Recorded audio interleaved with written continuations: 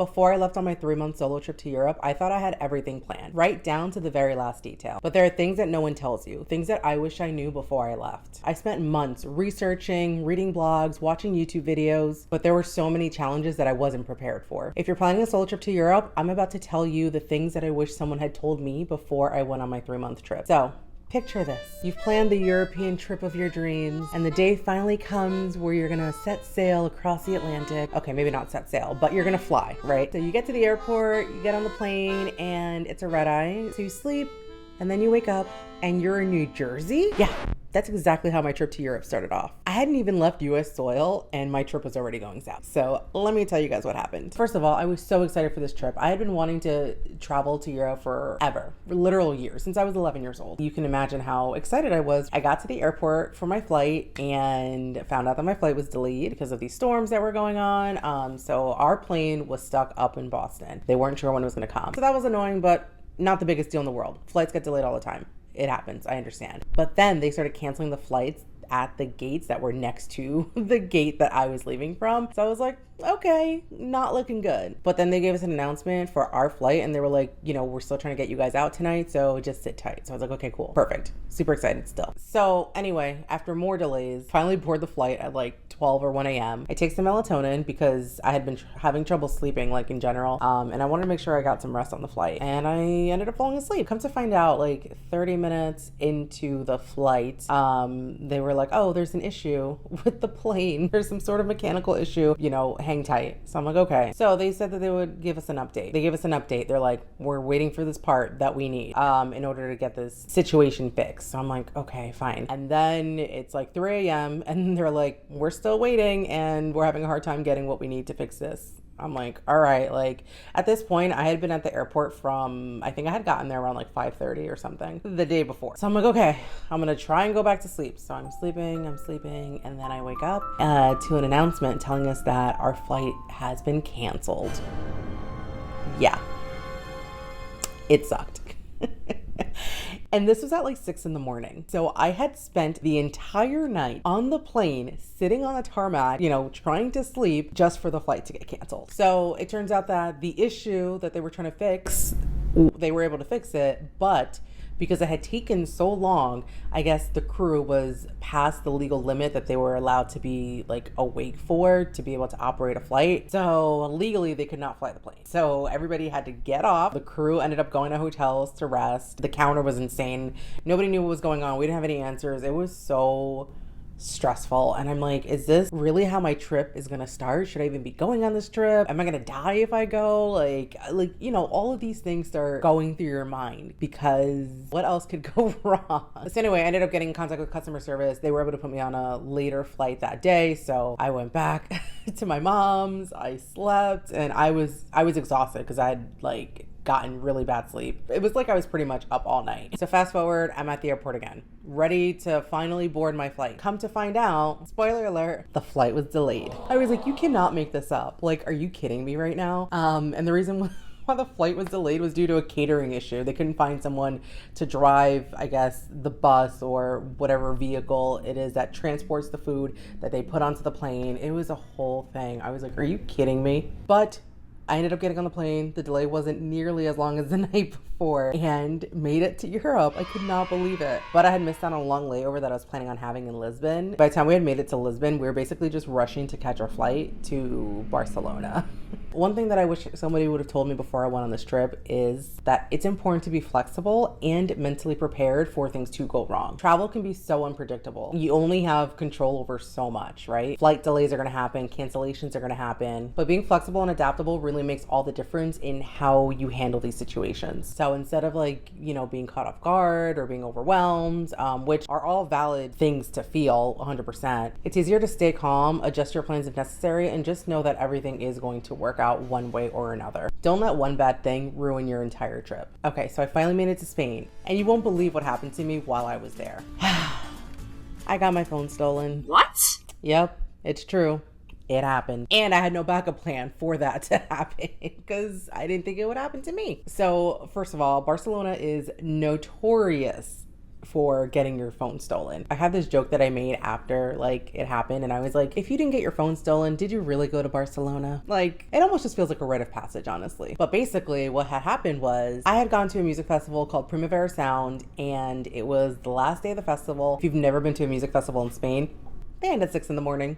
Didn't know that till I was already like on my way there. Anyway, I hopped on one of the shuttle buses after the festival, met this guy, we started talking, and we're like, we should go get a drink. Mind you, at this point, it was like 7 a.m. So we had to walk because it was actually hard to find a drink at that time, but we found a place that served alcohol and we got breakfast, and this is where it happened. I don't exactly know how it happened. I'm like, I think I either left my phone on the counter at some point or I left it when I went to the bathroom, which I think it's that. But either way, it sucked. And then I realized I didn't have my phone. And the guy that I was with, who I'm actually now like really good friends with, he ended up helping me try to find my phone. We spent like 4 hours walking around Barcelona trying to find this phone. I did not find it. So then he had to leave. At this point, it's like 11:30 in the morning. I get directions to go back to my Airbnb from his phone. And, you know, I get on the train and ended up getting off at the wrong stop.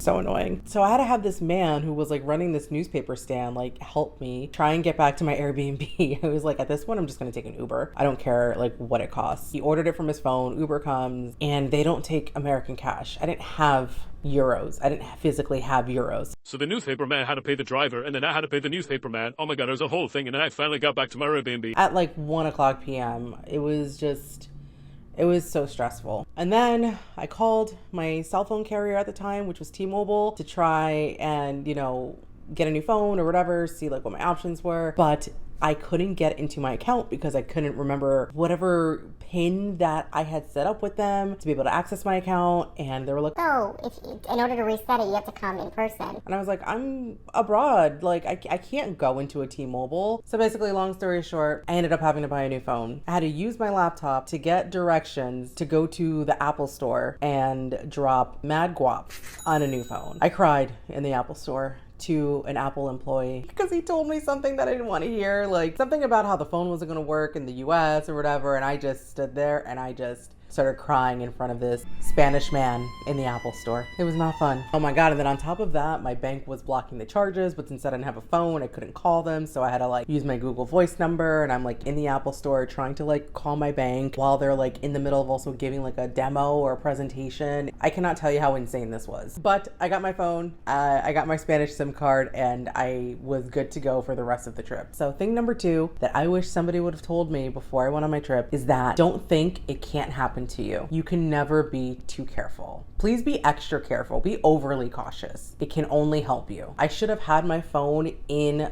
a zipped compartment inside my purse, not even having it in like my jean pocket, because people, you know, pickpocket all the time in Europe. And if something like that does happen, like you do get your phone stolen, like make sure you have a backup plan before you even go away. If your phone gets stolen, if your phone gets lost, what are you gonna do? Are you gonna buy a new phone? Do you have an extra phone that you can bring with you? Maybe like an old phone that you can use just in case. These are really important things to think about because the likelihood of this happening, unfortunately, is pretty high. Okay, so far, the whole start of this trip was rough. Barcelona was rough. At the end of my time in Barcelona, I was there for 2 weeks. I was like, get me the hell out of here. I'm done.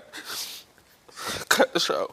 I'm done. I'm ready to go to my next destination, which is Paris, which I was the most excited about. Before we continue, if you guys are finding this helpful so far, make sure to like and subscribe. I put out videos like this every week. All right, let's get back to it. All right.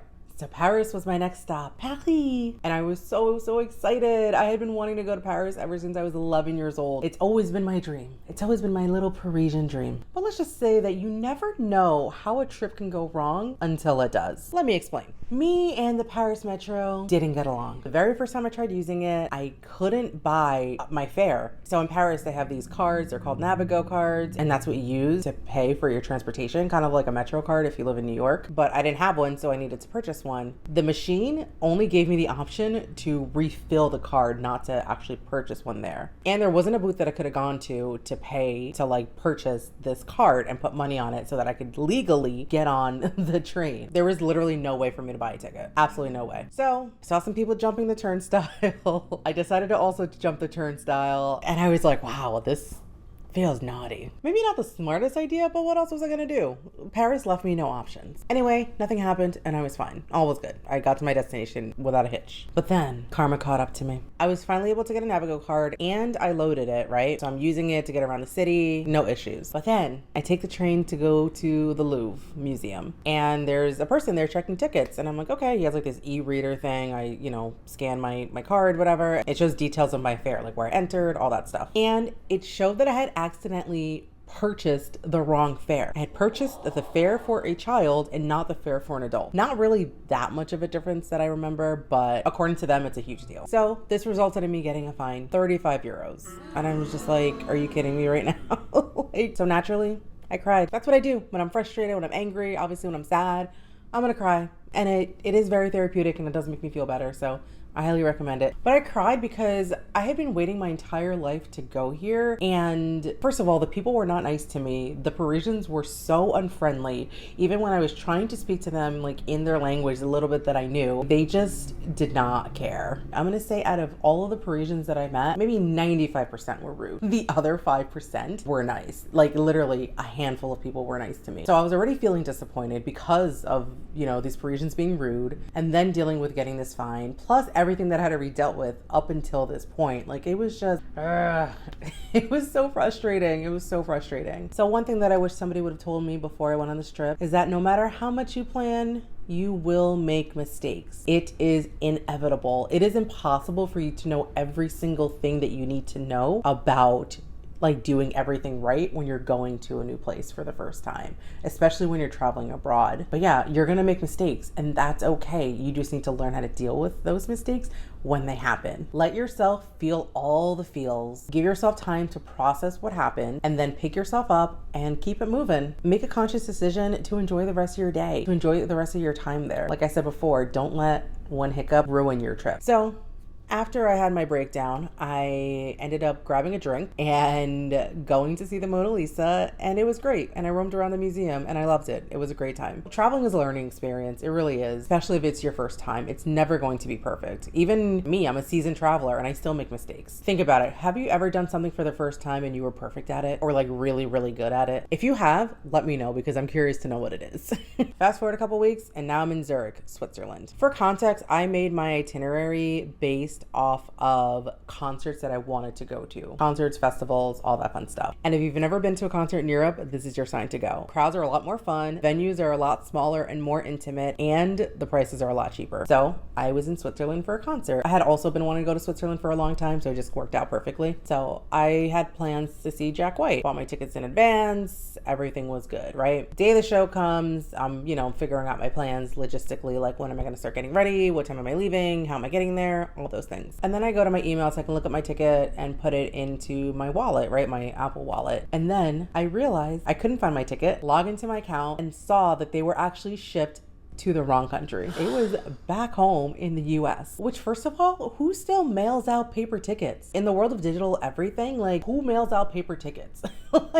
And was it Jack White or was it Ticketmaster Switzerland? I actually don't know. So anyway, I couldn't believe this. I was like, are you freaking kidding me? I was scrambling to try and figure out how I was gonna get to the show. So I was trying to get a hold of Ticketmaster Switzerland. I reached out to Jack White on every single social platform he was on, tagged him in all of my stories. I'm like, please help, I don't know what to do.